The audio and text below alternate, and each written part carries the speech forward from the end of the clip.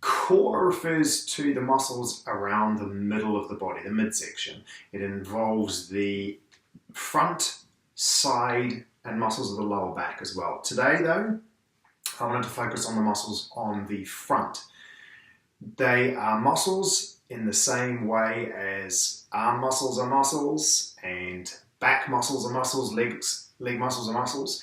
So we treat them in the same way. So the task for today is to try these exercises, and there are 3 of them, to try them every second day and record your progress. I'll give you some suggestions for how many reps to do in this set of exercises. So it's a little different from, say, the chest exercises or leg exercises where you just focused on the one movement. This involves 3 exercises. So actually my recommendation would be you try 5 of each if you can. If you can't do that many, that's fine. And then build on that. I'll go over that in a little while once we've gone through the exercises.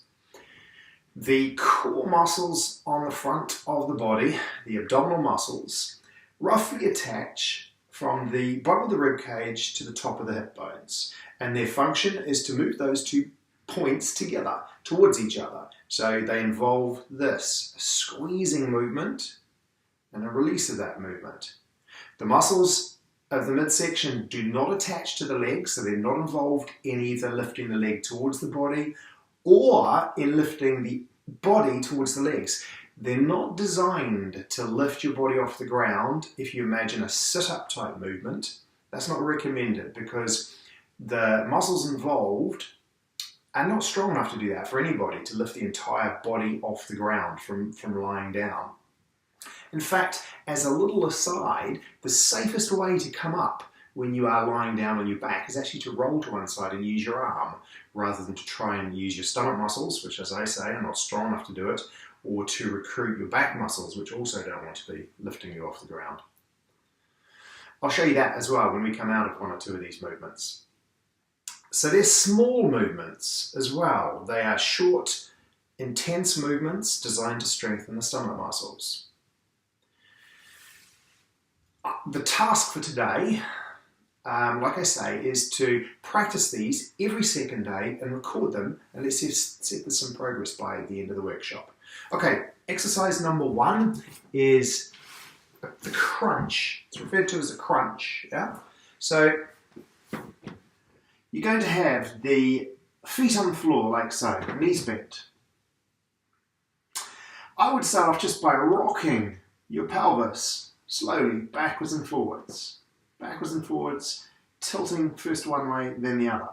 And then on one movement where you tilt into the ground so that your lower back is flat, let's hold that. So the stomach muscles are already engaged, your lower back is fairly flat against the ground. And then bring the fingertips to the temples. I don't recommend having the hands behind the head, because if you have the hands behind the head, the tendency is to pull, and it becomes more about the neck than it does the stomach muscles, okay? So I recommend fingertips to temples.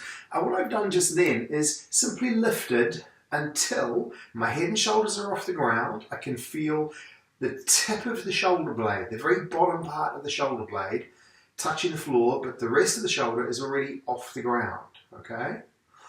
And then remember those 2 points that I mentioned? Bottom of the ribs, top of the hips. See if you can squeeze those 2 points together, yeah? And do it on a breath out. So to prepare, you breathe in as you breathe out. And then you go back to the starting position. Breathe in on the way down, breathe out on the way up.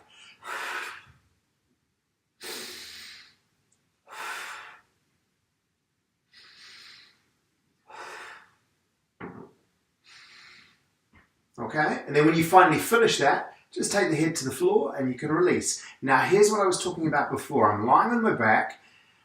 I don't want to try and lift the entire body off the ground. That's not using the body efficiently. It's also recruiting muscles you don't want to recruit. So the safest way to come up is to simply tip to one side. Whenever you're lying on your back, tip to one side and push up with your arm. Okay, that's the first exercise. That is the crunch. The second exercise is the reverse crunch. It's the same group of muscles. It might feel a little different because even when you work in the same muscle group, there are different muscle fibers within that group. And if you do something slightly differently, there's slight variations on exercise, different exercises for the same muscle group, you get a slightly different effect. You're recruiting slightly different muscles. So let's do the reverse crunch. Let's try and come down the same way we came up. So coming to one side perhaps, yeah, rolling onto your back. Now for this one, the upper body stays on the ground. It stays nice and flat. The arms can just rest down beside you. Whenever you lift the feet or the legs off the ground, always do it one at a time. So let's lift one leg 90 degrees, followed by the other, yeah? Bring them down again, yeah? Very simple movement, you just lift one up and then the other one. Before you do that, I just rock again, just rock the pelvis backwards and forwards, feel the lower back flatten and let's hold that position. So lift one and then the other.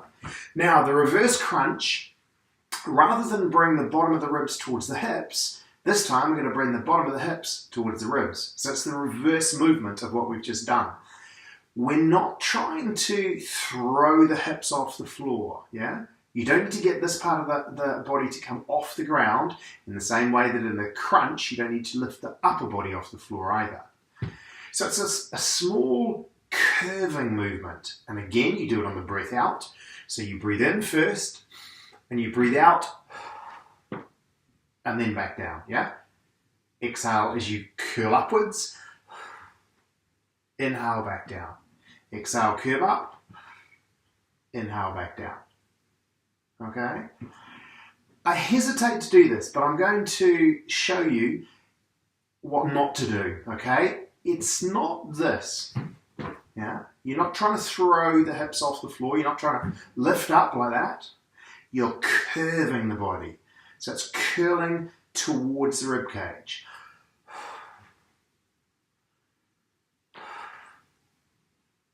Okay, and when you finish, one foot down, followed by the other. And we'll just pause again. So that's the second exercise. So we are still working the muscles between that point and that point. For the first exercise, the crunch, you are bringing the ribs to, the rib cage towards the hip bones. In the second exercise, the reverse crunch, you're bringing the hip bones up towards the rib cage.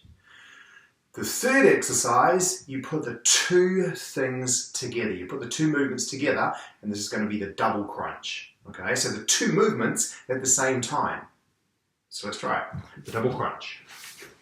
So we set it up in exactly the same way. I would start with the upper body first. So fingertips to temples, lift to the tips of the shoulder blades. That's getting the position of the upper half of the body. Tilt the pelvis a little, flatten the lower back. Then one foot comes up, followed by the other. And you're going to squeeze rib cage towards hip bones towards rib cage. This is a smaller movement. It's a small and intense movement. So you are allowed to pause at the top while you finish the breath. The movement might actually be smaller than your entire breath. So how about we breathe out at the top and then breathe in coming down, okay? So take a breath in to prepare. Breathe out. Finish the breath. Inhale back to the starting position. Exhale up. Inhale back down. Exhale. Inhale back down, yeah? It's not just one half, it's both halves happening together. Okay?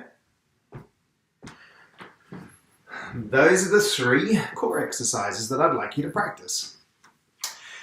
Now the task, as I say, what I suggest is you can do the three of them in the same session. I'd have a break, a pause between each one, as long as you like. 30 seconds, a minute, maybe even 2 minutes if you need it. Try perhaps 5 repetitions of each one to begin with. And see if you can record this, write it down. And each time you do it, which is every second day, see if you can add to the repetitions. If you're quite fit and strong in your core already, and you want to start with 10 repetitions of each, that's absolutely fine. At this stage in this workshop, we're not adding weight to this exercise. It's a body weight exercise, so I suggest just doing as many reps as you can, okay?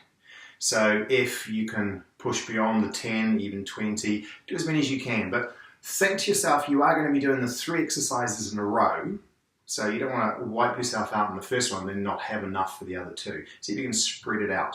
But the last exercise, the double crunch, which is working it from both angles, try and do as many as you can in that last set. Okay? I'll leave you with that. Best of luck, and I'll see you again soon.